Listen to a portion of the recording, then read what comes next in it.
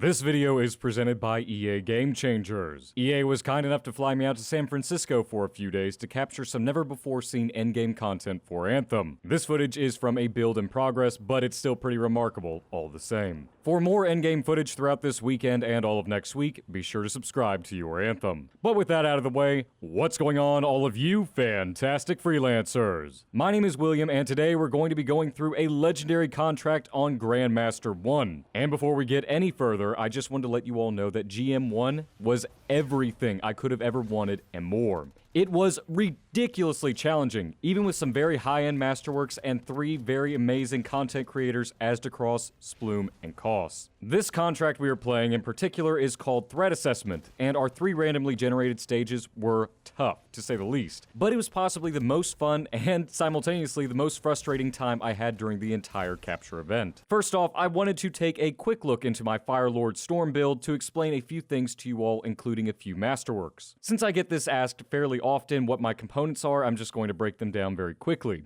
For my components, I was using something called the Token of the Master, which increased my blast damage by 35%, and the intrinsic perk was if I hit an enemy with a primer, my detonator ability would deal an increased 60% damage for 5 seconds, which was insane. I got a 30% support luck and a 10% thruster life, which allowed me to stay in the air longer. Back to the elemental synergy, as it increased my base gear damage by 50% and allowed their recharge rate by 20%, which is insane. My ultimate would also regenerate 25% faster, and my shield would also return 10% faster, which was great. Next up, we had Fire Inscription, which increases all fire damage by 5% and the build-up by an additional 5%. The repair by 13% was all fine and well, but what you really need to be focusing on is that 45% pickup radius. Here's a tip to any Storm mains: this is a vital thing. This allowed me to stay in the air and hover over something like health or ammo without ever needing to land and pick it up. Next up was Heat Sink, which is possibly my favorite inscription on this list.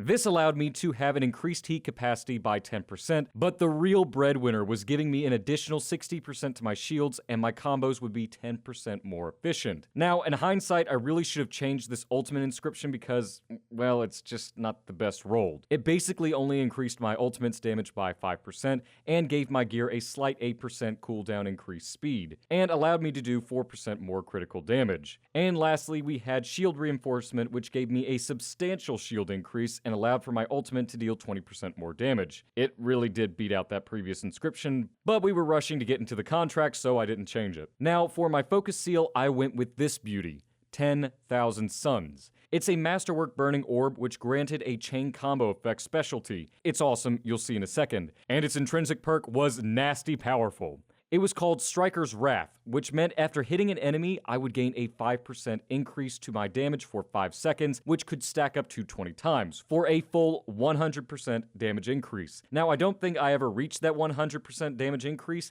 but it was definitely felt every stack. Now, for the weapons, I ended up going with the Blastback Heavy Pistol, which was a pretty nice hand cannon overall. Decent damage, decent range, and gave me some pretty decent rolls. And lastly, I used Savage, which was a great LMG for the Storm, and the additional armor buff I got to the Storm was 36% thanks to Blastback and Savage's perks. And while I didn't show my Blast or Support Seal due to our team being ready to hop into the contract, I did use a decent Flame Burst and an okay Wind Wall, but it wasn't anything to write home about. For our first part of the 3-part legendary contract, we had to go and rescue a few Sentinels down in Shadowmark from Scars. Now, I was playing the Storm, which anyone who is anyone knows I was supposed to stay up high, and my comrade, primarily Asdacross, who was the Colossus, was to draw their fire so I didn't take too much heat from the enemies on the ground too often. However, I would glance over at their monitors every now and again, and you want to talk about a fight. Smarter enemy AIs, brick walls that would punch back. It always felt like a challenge, and not like fighting a group of sponges.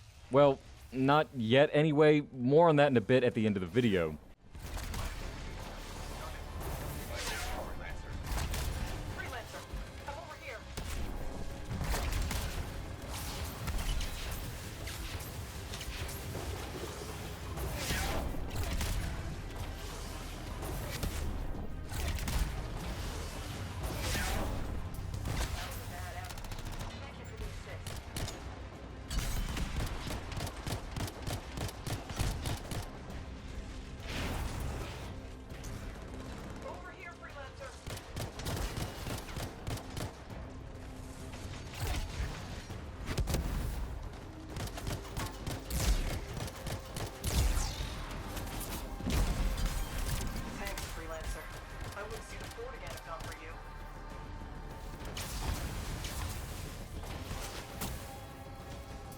You'll notice on occasion my Striker's Wrath will pop up, giving me that 5% damage increase per stack, and then my Token of the Master, which would make my Fire Blast deal even greater damage by a full 60%. There's a reason why I called this my Fire Lord build, and why it's pretty much my favorite build all around.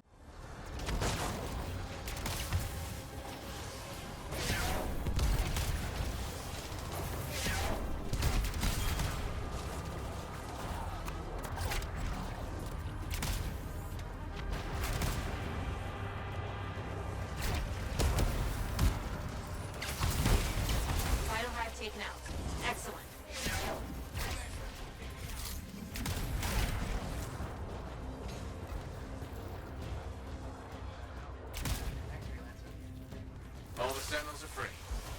Better eliminate the rest of the hostiles now.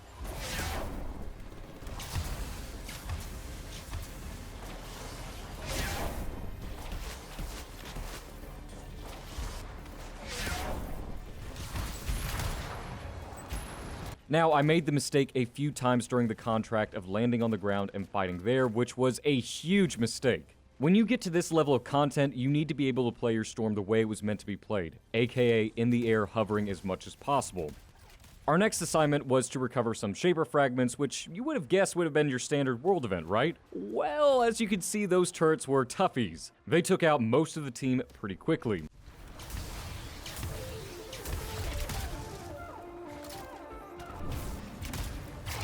I had to use my ultimate here to draw fire away from Koss, who was the ranger attempting to get Splume up.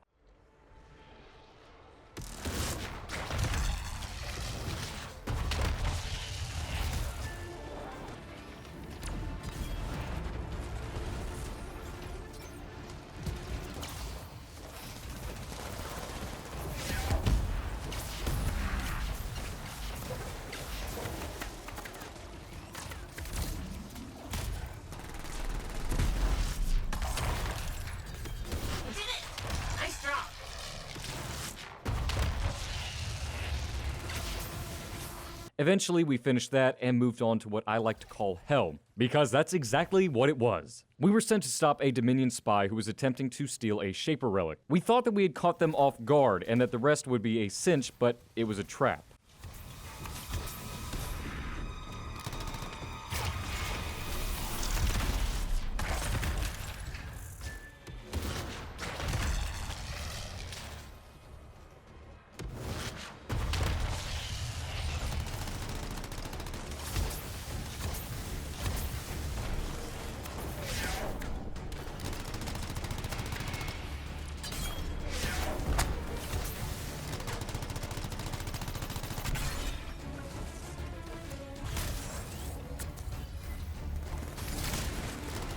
Dominion portals would open up on either side of the cave, pouring out Frost Hounds, Valkyries, Foot Soldiers, you name it. Things seemed to have eased up for a while despite the insane strength of the Valkyries, which I did feel they were a little bullet spongy, but we were technically a hair undergeared for this mission, so it was understandable.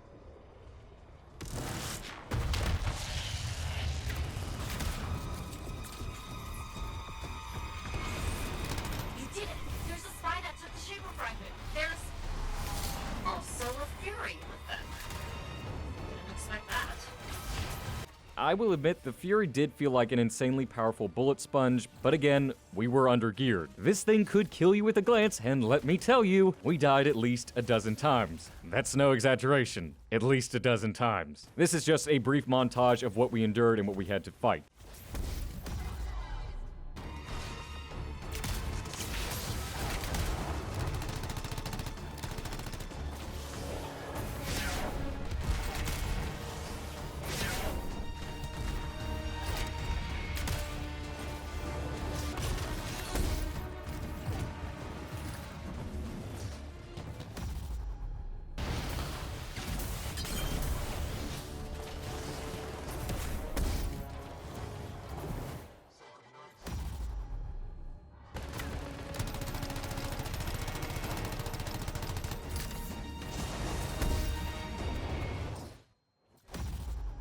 It wasn't until we combined all of our ultimate abilities together did we break through his shield, but by then he went into full executioner mode and the rest is history. It's sufficient to say we didn't complete this contract on Grandmaster, and no one else from our capture event was able to do so as far as I'm aware. It was a nightmarish challenge through and through. No getting around that. My thoughts on legendary contracts though. Who needs raids when you have this? It was the most fun, hands down, I've had in a game in a very long time. It was also the most mentally demanding challenge as well, which I really appreciated. I'm just sorry that we couldn't complete it. However, I did want to thank you all for watching our attempt at the threat assessment legendary contract on Grandmaster 1. But I really want to know what your thoughts are on this beast of a mission. Feelings, opinions, thoughts? Let me know in the comment section below, as I really do read through them all and respond to them regularly. And if you enjoyed this video and want to see more endgame content throughout this weekend and all of next week, be sure to subscribe to Your Anthem for all of your Anthem needs. Lastly, a monumental thank you as always to my patrons for their generous donations and support. Your donations go a long way to funding newer and cooler things for this channel, and also helps with maintaining the quality of content on Your Anthem. I hope all of you fantastic freelancers have a phenomenal day as ever, and I'm looking forward to seeing you all in the next video very soon. Onwards and upwards, freelancers. Excelsior.